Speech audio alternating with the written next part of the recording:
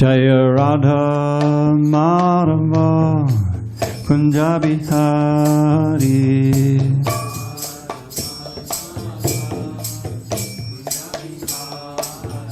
Jaya Radha Madhava Kunja Bihari.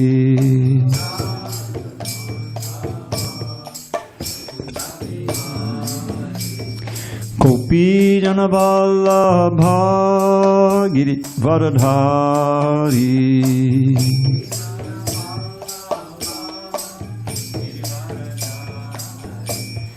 Gopi Jana Vallabha Giri Varadhari.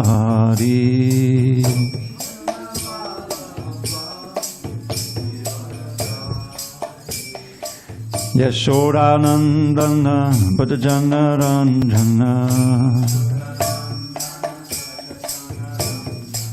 Yashodanandana Bhajana Ranjana.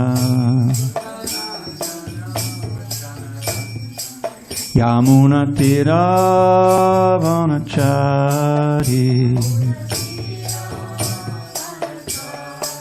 Yamuna Tira Vanachari.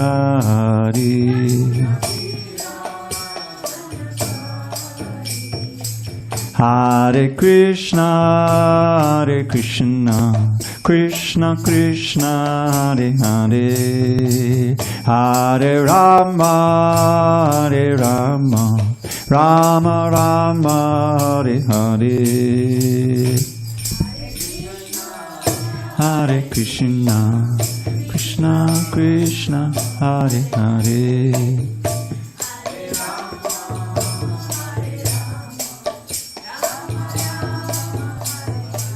Hare Krishna, Hare Krishna, Krishna Krishna, Hare Hare. Hare Rama, Hare Rama, Rama Rama, Hare Hare. Krishna, Hare Krishna.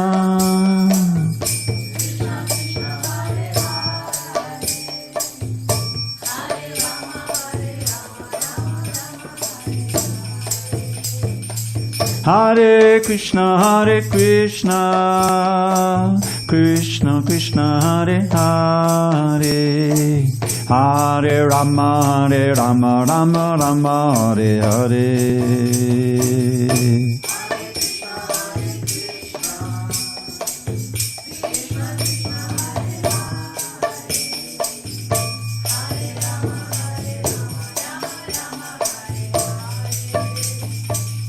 Jaya Radha Madhava Kunja Bihari.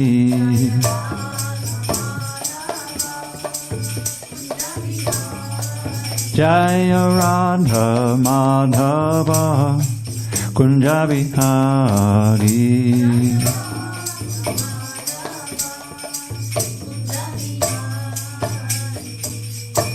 Jaya Om Snapad Paramahansa Parivitaka Ashtotra Shri Srimad Divine Grace Srila A.C. Bhaktivedanta Swami Prabhupada Ki Jai.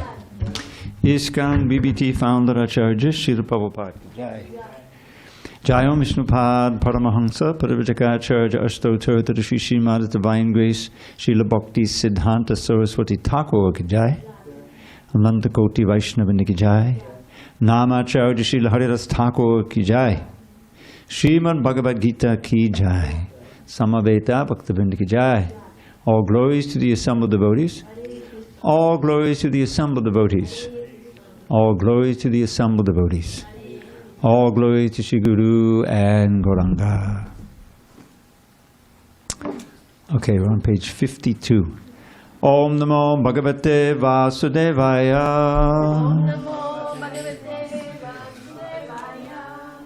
Om Namo Bhagavate Vasudevaya. Om Namo Bhagavate Vasudevaya. Om Namo Bhagavate Vasudevaya. Om Namo Bhagavate Vasudevaya. On this 4th day of September 2023 in San Diego, we're reading from Srimad Bhagavad Gita as it is, translation and commentary by His Divine Grace A.C. Bhaktivedanta Swami Prabhupada. And we are in chapter 1, Observing the Armies on the battlefield of Kurukṣetra, page 52, text 32 to 35. And we're just going to do this first verse of the four, and I'll read the rest myself.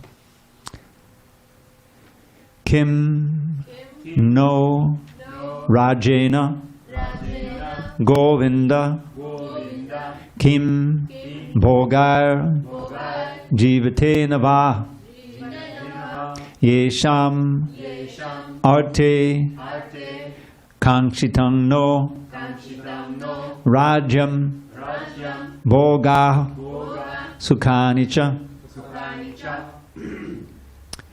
King no Rajena Govinda Kim Bhoga Jivitena Va Yesham Arte Kanksitang no Rajam Bhoga Sukhanicha King no Rajena Govinda Kim Bhoga Jivitena Va Yesham Arte Kankshitam no Rajam Bhoga Sukhanicha King no Rajena Govinda Kim Bhoga Jivitena Va Yesham Arte Kankshitam no Rajam Bhoga Sukhanicha. Virachandra. King no Rajena Govinda King Bhoga Jivitena Va Yesham Arte Kankshitam no Rajam Bhoga Sukhanicha. Who's next? King no Rajena Govinda King no Rajena Govinda Kim Bhoga Jivitena Va Yesham Arte Kankshitam no Yesham Arte Kankshitam no Rajam Bhoga Sukhanicha Rajam Bhoga Sukhanicha. Ito na ba? King no Rajena Govinda King no Rajena Govinda King Bhoga Jivitena Va Yesham Arte Kankshitam no Rajam Bhoga Sukhanicha. Not yet, Abby? Want to try it? Okay. King no Rajena Govinda. King no Rajena Govinda King Bhoga Jivitena Va Yesham Arte Kankshitam no Rajam Bhoga Sukhanicha. Anyone on Zoom? Okay. King no Rajena Govinda King no Rajena Govinda Kim Bhoga Jivitena Va King Bhoga Jivitena Va Yesham Arte Kankshitam no Yesham Arte Kankshitam no Rajam Bhoga Sukhanicha Rajam Bhoga Sukhanicha. Okay, I'll just read those word by words and I'll read the translation. King, what use, Naha, to us, Rajena, is the kingdom, Govinda, O Krishna. Kim, what Bhogai, enjoyment. Jivitena, living, Va, either, Yesham, of whom, Arte, for the sake, Kankshitam, is desired. Naha, by us, Rajam, kingdom, Bhogaha, material enjoyment, Sukhani, all happiness, Cha, also. Translation. This is text 32 through 35. O Govinda, of what avail to us are a kingdom, happiness, or even life itself, when all those for whom we may desire them are now arrayed on this battlefield? O Madhusudan, when teachers, fathers, sons, grandfathers, maternal uncles, fathers-in-law, grandsons, brothers-in-law, and other relatives are ready to give up their lives and properties and are standing before me, why should I wish to kill them, even though they might otherwise kill me? O maintainer of all living entities, I am not prepared to fight with them even in exchange for the three worlds, let alone this earth. What pleasure will we derive from killing the sons of Dhritarashtra? Purport. Arjuna has addressed Lord Krishna as Govinda because Krishna is the object of all pleasures for cows and the senses. By using this significant word, Arjuna indicates that Krishna should understand what will satisfy Arjuna's senses. But Govinda is not meant for satisfying our senses. If we try to satisfy the senses of Govinda, however, then automatically our own senses are satisfied. Materially, everyone wants to satisfy his senses, and he wants God to be the order supplier for such satisfaction.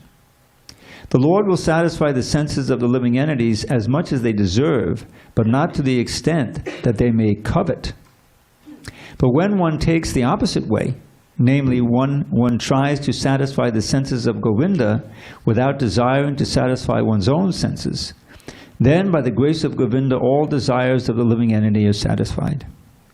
Arjuna's deep affection for community and family members is exhibited here partly due to his natural compassion for them. He is therefore not prepared to fight. Everyone wants to show his opulence to friends and relatives. But Arjuna fears that all his relatives and friends will be killed on the battlefield, and he will be unable to share his opulence after victory.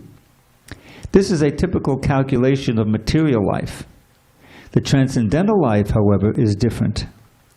Since a devotee wants to satisfy the desires of the Lord, he can, Lord willing, accept all kinds of opulence for the service of the Lord.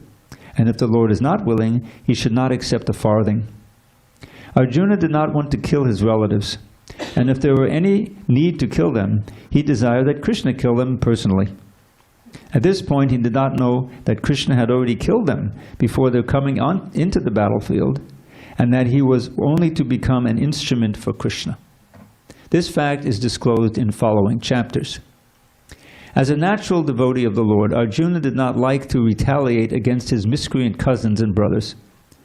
But it was the Lord's plan that they should all be killed. The devotee of the Lord does not retaliate against the wrongdoer, but the Lord does not tolerate any mischief done to the devotee by the miscreants. The Lord can excuse a person on his own account, but he excuses no one who has done harm to his devotees. Therefore, the Lord was determined to kill the miscreants, although Arjuna wanted to excuse them. Om Jnana Timirandasya Jnanandjana Shalakaya Chakshu Udmilitam Mena Tasmai Shri Gurave Namaha. I was born in the darkest of ignorance, but my spiritual master Srila Prabhupada opened my eyes with the torchlight of knowledge. I offer my humble obeisance unto him and all members of Shri Parampara. So, now we are hearing Arjuna's dilemma, if you will. He is there on the battlefield, all the armies have come, millions of soldiers and hundreds of thousands of horses and elephants, and it's a tremendous array of military strength. And the basic principle is good versus evil. You have the usurpation of the kingdom by Dhritarashtra and because of his extreme affection for his sons, and the whole confusion, the kind of thing that happened with Pandu. He was not the eldest son, but because Dhritarashtra was born blind, Pandu took over the kingdom. So Dhritarashtra was always a little resentful about that. But then when Pandu was killed untimely, he died untimely, is the story behind that. Then you had these young Pandavas growing up who would ordinarily be the heirs to the kingdom, since Pandu was the king. But Dhritarashtra always felt, well, I should have the kingdom, and if I can't have it because I'm blind, what about my sons? You know, he had 100 sons, and the eldest of them, Duryodhana, definitely thought that was a good idea, that the kingdom should be this. So now you have this conflict, you know, and it plays out where there's all this conspiracy to kill the boys, kill them, you know, and murder them, but they're always protected by Krishna, one way or another. There's a long story behind that. So now it's all come to a head. This is 18 chapters in the part of the Mahabharata that deals with the decisive battle. There's a lot that leads up to it, including the exile of the Pandavas after being cheated in a gambling match, and the Asat Sabha, in which Draupadi was wagered and lost, and she was threatened to be stripped naked, but Krishna protected her. It's a whole lot going on, but that's not in the Gita. But leading us to say, all of these offenses against the Pandavas just showed the demonic character of these sons of Dhritarashtra, headed by Duryodhana. And Krishna comes to reestablish Dharma. He wanted the Pandavas to lead. He wanted especially Yudhishthira. The Pandavas were all sons of higher beings. This is the whole thing. Although they were known as the Pandavas because the sons of the Pandavas, but actually none of them were his natural sons. Arjuna was really the son of Indra by Kunti. Kunti had this power that was given to her by Durvasa Muni, I think, to call any demigod she wanted. It was a mystic power. So the first one she calls, he was just a young girl to experiment to see if it worked. She calls the sun god and he comes, he appears. It's a beautiful painting. It's a huge painting. It hangs in the Chicago temple. Whenever we used to visit, you see the original painting. She's shocked. Here he comes. Here's the sun god. Now what? You know? So the sun god said, well, now that I've come here, then you have to have a son by me. But I'm just a virgin. Don't worry, he'll appear from the ear. So, yes, so he appeared from the ear, and his name was Karna. Karna means ear, right? And he was actually, because he's the son of the sun god, he was born with armor on and everything. Little baby with armor. That's pretty unusual. And he was even a better fighter than Arjuna. He was, you know, but Kunti, talk about the Bible, you know, there's echoes from the Bible. One of the echoes from the Bible story is, wasn't Jesus born in the manger? Like a little cow barn? So Krishna was, he wasn't born in the manger, but his name-giving ceremony was done secretly, right? In like a manger, a cow barn. Anyway, so here's Kunti. What do I do with this little baby? So she put him in the little basket, and she went down to the river and put him in the river. Does that sound familiar? Moses, right? Wasn't he put into the river? Something like that. And there's a story like that in the Bible. So he goes floating down the river, and he's rescued by a Sudra couple. He's a carpenter. And so he's raised like that, although he's a Kshatriya, you know, I mean, by birth. And he was eventually trained by Dronacharya, also in the fighting arts. But he didn't know. He didn't know that he was part of the Pandavas, you know. He just know he was the son of these carpenters, you know. But he was a very powerful fighter. And in various tests, one of the tests who Draupadi would marry, she knew that Karna would do the better archery test than Arjuna. And so she said, oh, no, I'm just going to have Kshatriyas here, you know. And so Karna felt insulted forever, you know. So when you go fast forward to the Asat Sabha, when Yudhishthira, why did he wager his wife? Because there's this code, you see, that a Kshatriya is never to refuse a battle or a gambling challenge and some other things. So they challenged to a gambling match, even though he suspected that they were going to cheat. Shakuni was there, and he was known for that. But he still agreed, okay. And he kept losing everything. First he lost the kingdom. You know, if you read the Krishna book, it's kind of interesting because Yudhishthira is the king. He's ruling. And he wants to perform the Rajasuya. Rajasuya is a big sacrifice that confirms that he's the king. And what it means is that you go around, or you send your emissaries around to get tribute from the other king. Just like in fairly modern India, you had a whole bunch of little kingdoms all over the place. So the king has to give tribute, or there's a fight. When he gives the tribute, he acknowledges the kingship of Yudhishthira. You see, so he sent his brothers around, and everybody gave tribute, you know, because Yudhishthira was highly respected, you know. Okay, except for Jarasandha.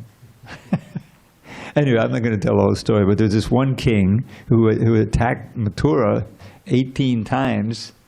And his whole army was wiped out 17 times by Krishna and Balaram, and you know.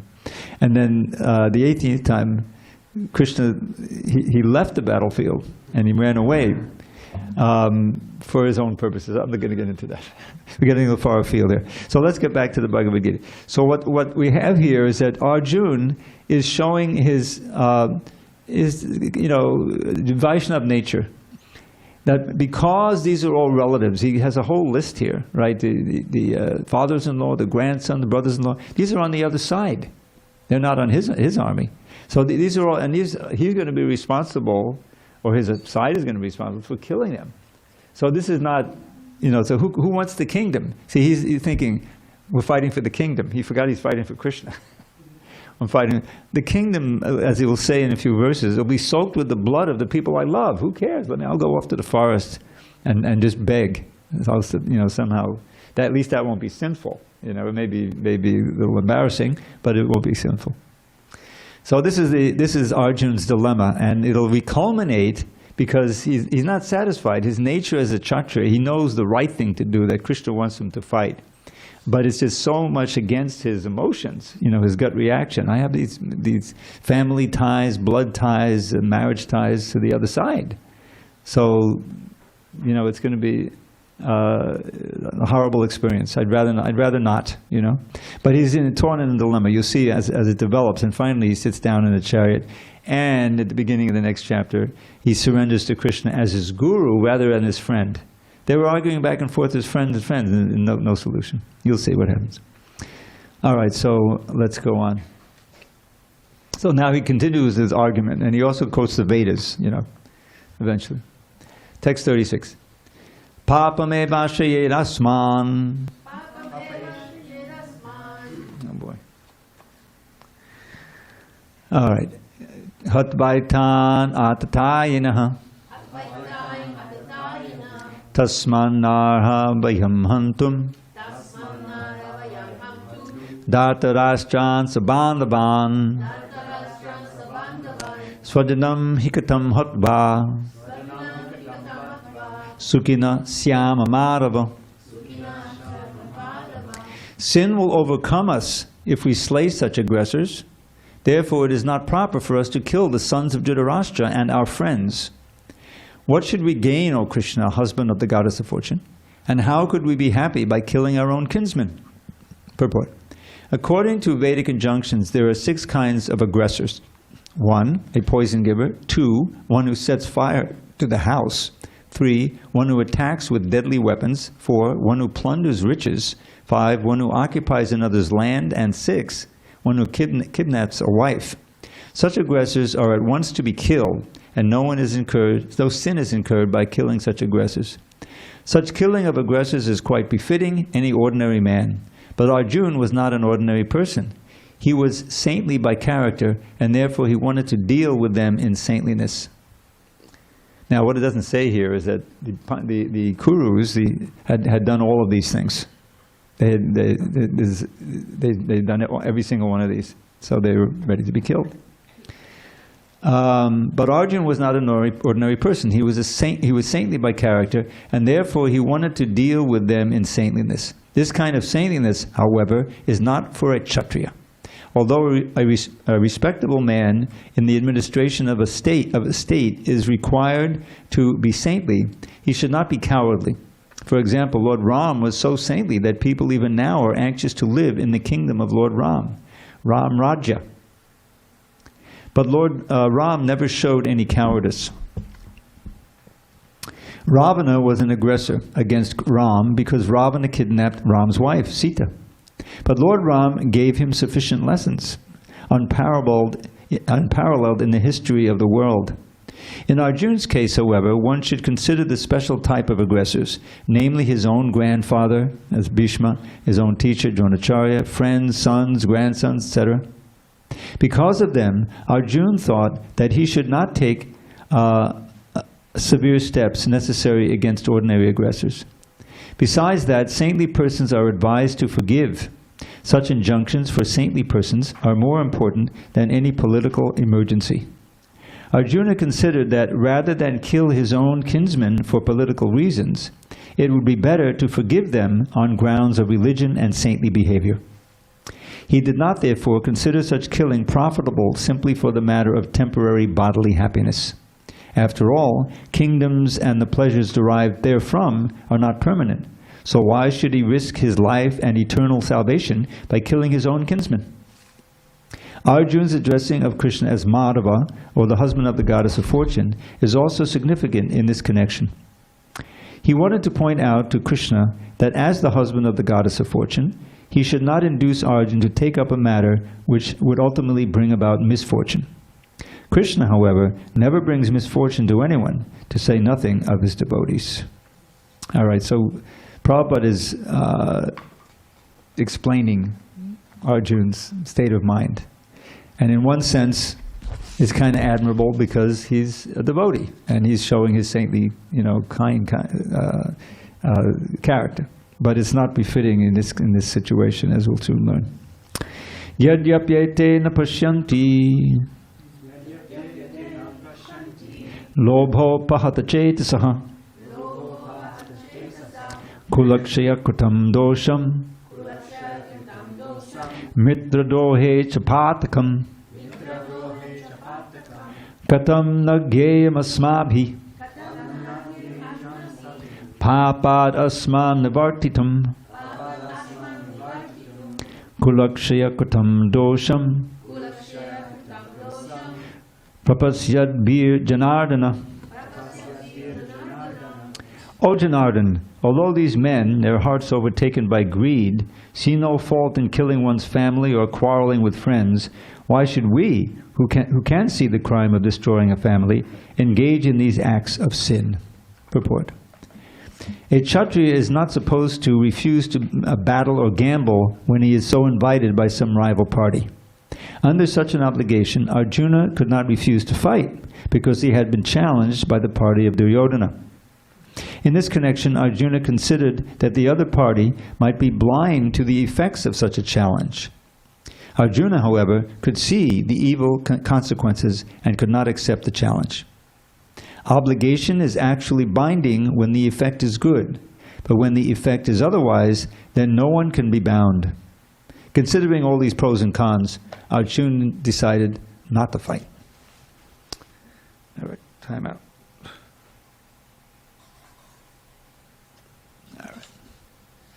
Text 39. Kulakshaye pranashyanti kuladharma sanatana dharme nashte kulam kritsnam adharmo bhagavadgita. With the destruction of the dynasty, the eternal family tradition is vanquished, and thus the rest of the family becomes involved in irreligion. Purport. In the system of the Varnashram institution, there are many principles of religious traditions to help members of the family grow properly and attain spiritual values. The elder members are responsible for such purifying processes in the family, beginning from birth to death.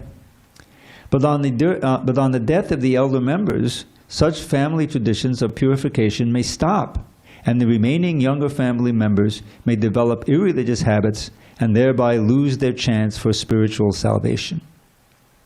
Therefore, for no purpose should the elder members of the family be slain.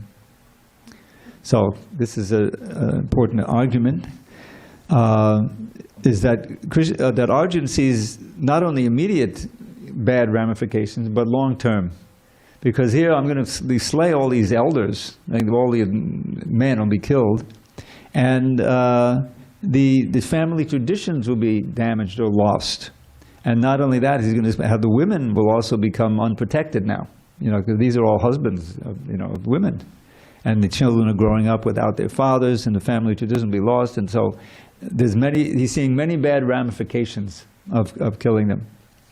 So all of this, there's two motives for him arguing this, because basically he's got this emotional tie. He does not want to be responsible for killing his people he loves and like that. So now he's giving a philosophical and sociological reason for it, So this is... now we should understand, that it will be clear that this is a form of Maya. This is a form of illusion that Arjuna is in. But he's put into that illusion by Krishna, so that the Bhagavad Gita can be spoken. You see what I'm saying? In other words, this is uncharacteristic of Arjuna. And actually, at the beginning of the next chapter, text 7, his key verse, he'll say, Karpa nidosho apahata swabhava, that this miserly weakness has stolen my actual nature, has covered my actual nature as a fearless Kshatriya. You know, he's been through so much as a Kshatriya, he's very, you know, renowned for that. So he recognizes that he's not in his right consciousness, but now he's finally seeing the remedy is to take shelter of Krishna, rather than to try to make an argument, you know, for Krishna to allow him to leave the battlefield. It's a whole thing going on here. Okay, the next one is a famous verse. Adharma vibhavat Krishna padusyanti kulastriyaha strishu dushtashu varshneya jayate varna sankaraha. When irreligion is prominent in the family, O Krishna, the women of the family become polluted. And from the degradation of womanhood, O descendant of Vrishni, comes unwanted progeny. Purport. Good population in human society is the basic principle for peace, prosperity, and spiritual progress in life. The Varnashram religion's principles were so designed that the good population would prevail in society for the general spiritual progress of state and community. Such population depends on the chastity and faithfulness of its womanhood. As children are very prone to be misled, women are similarly very prone to degradation. Therefore, both children and women require protection by the elder members of the family. By being engaged in various religious practices, women will not be misled into adultery. According to Chanakya Pandit, women are generally not very intelligent, except those who attend the Bhagavad Gita classes.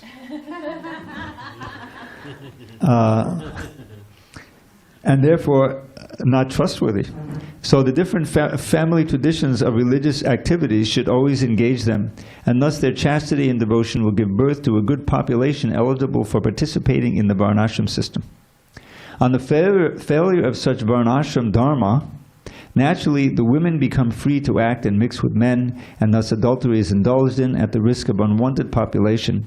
Irresponsible men also provoke adultery in society, and thus unwanted children flood the human race at the risk of war and pestilence. Yes? Just a quick semantic question.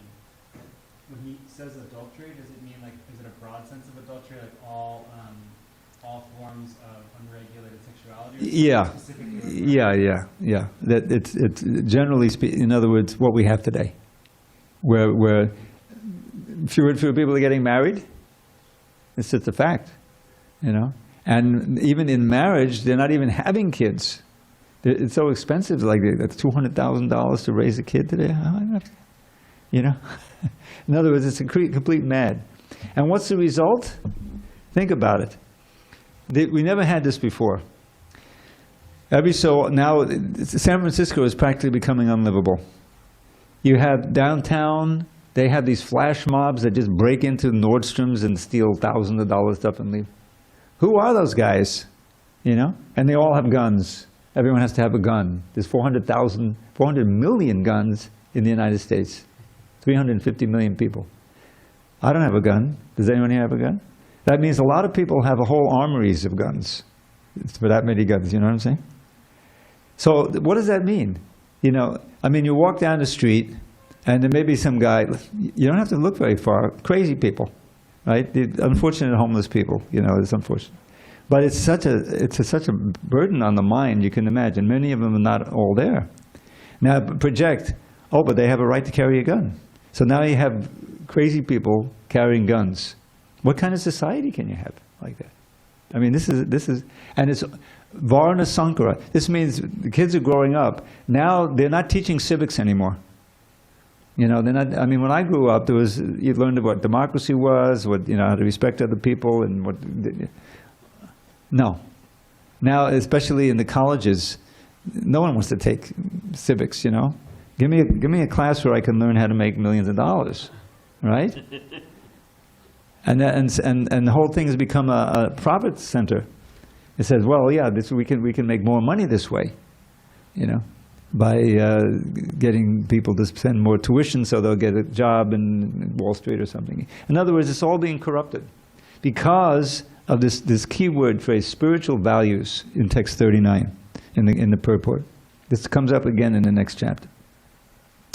To help members of the family grow properly and attain spiritual values. Spiritual values as opposed to totally materialistic values. You see what I'm saying? In other words, this culture that we have here, based on the books, it teaches one to be a civilized person, to be empathetic. This phrase, it's a famous phrase that anyone, paradukkha dukhi. Paradukkha dukhi means other people's pain you're feeling. This is empathy, and you want to try to help. You know, that whole movement is based on that. Why did Prabhupada come to America? He could have easily stayed in India and chanted right next to the Yamuna River and lived in Radha temple. But he had the order of Bhaktisiddhanta, which is the order coming down from Lord Chaitanya, that no, we have to try to save the ignorant people from birth and death and conflagration and unlimited war and all the sufferings that we see. So he undertook the heroic and practically impossible task of spreading Krishna consciousness, because Krishna consciousness infuses these spiritual values, which are really human values. And they're meant to, you know, that's why Prabhupada was so eager to have schools, the Gurukul schools, and train children who would show the proper way of living in this world. You know, and so many kids were born into the movement like that.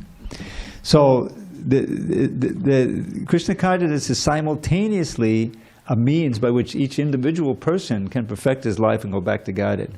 But at the same time, in the course of going back to Godhead and doing that, we're meant to try to help others to become Krishna conscious, because it's the best thing for everyone to live a happy life, you know, a satisfied life. If you can tap into that energy, that spiritual energy, you can be satisfied with simple living, high thinking.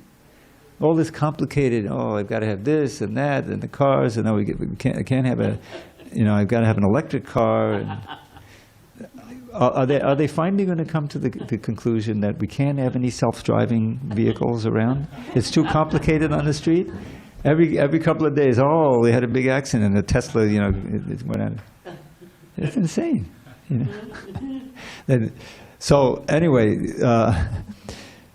Krishna, so Arjuna is concerned about that. He's thinking, oh, the whole society will become degraded because all these men will be killed, the women will be, you know, unprotected, and the kids will be born, and whatever, that were not trained properly. So he's showing all these concerns, but there's an overarching concern that Krishna has this plan to, you know, wholesale get rid of a lot of the demonic forces that have overgrown the earth, and have Dharma rule in the person of Yudhishthira. And his successors, Parikshit, you know, was ruling, and it's supposed to come down. In the age of golden age of Lord Chaitanya, 10,000 years, it seems impossible, but it was impossible for Prabhupada to come to America, and he did. So maybe it'll happen, and it's got to happen. But Dharma should rule the world, and real Dharma, not Dharma adharma in the guise of Dharma. You know, religion that's really not religion. So that's why he says adharma bhavavat Krishna, when adharma becomes predominant. So that's exactly what Krishna is trying to eradicate here, adharma. But here he's saying that by this very battle, adharma will become prominent, because he sees in terms of, you know, that everyone will be killed and the women will be unprotected. So all these arguments are there, but ultimately he can't convince himself about them, and he sits down on the chariot and he surrenders to Krishna. Please instruct me, and then we get the Bhagavad Gita. All this is prelude. Oh, Krishna. Okay, it's getting a little late. So we did 40, right? Yeah, let's do 41. Sankaro narakayeva kula gnanam kulasya patanti pitado yesham luptapindo dakakriyaha. So he's continuing with his argument now. An increase of unwanted population certainly causes hellish life, both for the family and for those who destroy the family traditions. The ancestors of such corrupt families fall down because the performance for offering them food and water, performances for offering food and water are entirely stopped. So this is the Pitris. You have to worship the Pitris and try to release them from the sinful reactions. Purport. According to the rules and regulations of food of activities, there is a need to offer periodical food and water to the forefathers of the family, as the Pitris. This offering is performed by worship of Vishnu, because eating the remnants of food offered to Vishnu can deliver one from all kinds of sinful reactions. Sometimes the forefathers may be suffering from various types of sinful reactions, and sometimes some of them cannot even acquire a gross material body and are forced to remain in subtle bodies of ghosts, as ghosts. Thus, when remnants of prasadam food are offered to forefathers by descendants, the forefathers are released from ghostly or other kinds of miserable life. Such help rendered to forefathers is a family tradition, and those who are not in devotional life are required to perform such rituals. Notice that only those who are not devotees. One who is engaged in the devotional life is not required to perform such actions. Simply by performing devotional service, one can deliver hundreds and thousands of forefathers from all kinds of misery. It is stated in the Bhagavatam 11.5.41, Devashi bhutaptam rinam patrinam nakinkaro nayamidi charajan sarvatmanayak sharanang sharangyam gato mukundam parihritya kartam. Anyone who has taken shelter of the lotus feet of Mukunda, the giver of liberation, giving up all kinds of obligation, and has taken to the path in all seriousness, owes neither duties nor obligations to the demigods, sages, general living entities, family members, humankind, or forefathers. Close quote. Such obligations are automatically fulfilled by performance of devotional service to the Supreme Personality of Godhead. So this is called the Shraddha ceremony, and I think Lord Chaitanya actually did that. He went to Gaya, did that. And our own Dharma Setu does a lot of those also, Shraddha, in which you offer Vishnu Prasadam, Krishna Prasadam to the forefathers, and this helps them to get free from their sinful reactions that they're there. So this is another reason Arjuna is saying, well, these will stop, if the family traditions stop, and I'll be responsible for the forefathers' suffering. So the end result is that he's seeing it as very inauspicious. Dosha eta kulagnanam varna sankara karakai Utsadyanti jati dharma kula dharmas shashvataha. By the evil deeds of those who destroy the family tradition and thus give rise to unwanted children, all kinds of community projects and family welfare activities are devastated. Purport. Community projects for the four orders of human society, combined with family welfare activities, as they are set forth by the institution of Sanatana Dharma, or Varnashram Dharma, are designed to enable the human being to attain his ultimate salvation. Therefore, the breaking of the Sanatana Dharma tradition by irresponsible leaders of society brings about chaos in that society, and consequently people forget the aim of life, Vishnu. Such leaders are called blind, and persons who follow such leaders are sure to be led into chaos. So Prabhupada is kind of amplifying Arjuna's argument now, in a way. Utsanna kula dharmanam manushyanam janardana narake niyatam vaso bhavatit yanushushuma. O Krishna, maintainer of the people, I have heard by disciplic succession that those whose family traditions are destroyed dwell always in hell. Purport. Arjuna bases his argument not on his own personal experience, but on what he has heard from the authorities. That is the way of receiving real knowledge. One cannot reach the real point of factual knowledge without being helped by the right person who is already established in that knowledge. There is a system in the Varnashram institution by which before death one has to undergo the process of atonement for his sinful activities. One who is always engaged in sinful activities must utilize the process of atonement, called prayaschitta. Without doing so, one surely will be transferred to hellish planets to undergo miserable lives as the result of sinful activities. Okay, let's see if we can finish this chapter. Text 44. Aho batamahat papam kartum vyavasitavayam yad raja sukalobhena hantum swadanam urjitaha. Alas, how strange it is that we are preparing to commit greatly sinful acts. Driven by the desire to enjoy royal happiness, we are intent on killing our own kinsmen. Purport. Driven by selfish motives, one may be inclined to such sinful acts as the killing of one's own brother, father, or mother. There are many such instances in the history of the world. But Arjuna, being a saintly devotee of the Lord, is always conscious of moral principles and therefore takes care to avoid such activities. Text 45. Yadimam apratikaram ashastram shastrapanayah dhartarashtrarane hanyus tanme chemataram bhavet. Better for me if the sons of Dhritarashtra, weapons in hand, were to kill me unarmed and unresisting on the battlefield. Purport. It is the custom, according to Kshatriya fighting principles, that an unarmed and unwilling foe should not be attacked. Arjuna, however, decided that even if attacked by the enemy in such an awkward position, he would not fight.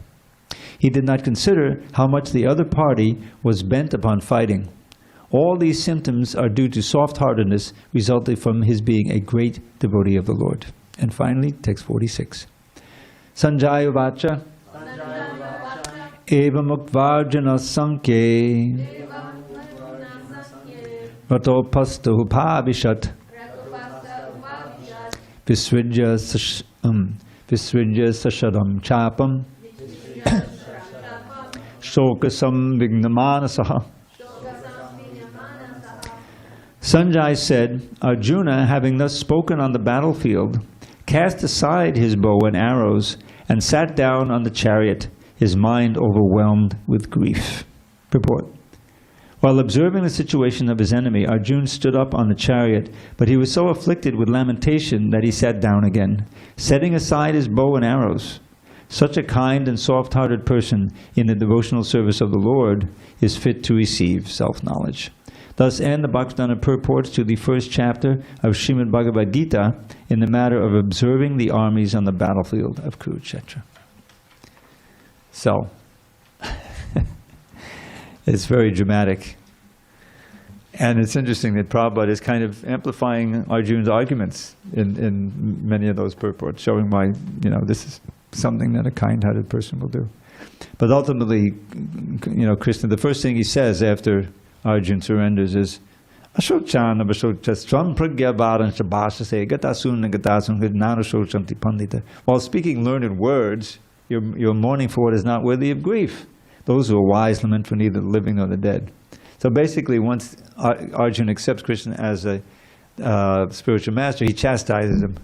He says, "You're speaking like a pundit, but you're no pundit. You're showing by your lamentation that you're acting like a non-pundit." And then he starts explaining the difference between the soul and the body. That nobody dies. My little mantra, is based on the Bhagavad Gita. Every body dies. Who can deny it? Every single body dies. So every body dies, but nobody dies. Wake up, and open your eyes. You're not that body, you're a pure spirit soul. Chant the holy name and attain life's goal. The whole preaching is encapsulated in there. And then Lord Chaitanya gave Nityananda and Haridas this little mantra to tell everyone in Navadvip. This is the preaching. Bolo Krishna, Bojo Krishna, Koro Krishna Shika. Just chant Shri Krishna's name and worship him with all your heart. Follow his instructions and to others them impart. That's the whole Hare Krishna movement in a nutshell. Okay, so let's adjourn and we'll resume tomorrow in chapter 2. All glories to Srila Prabhupada.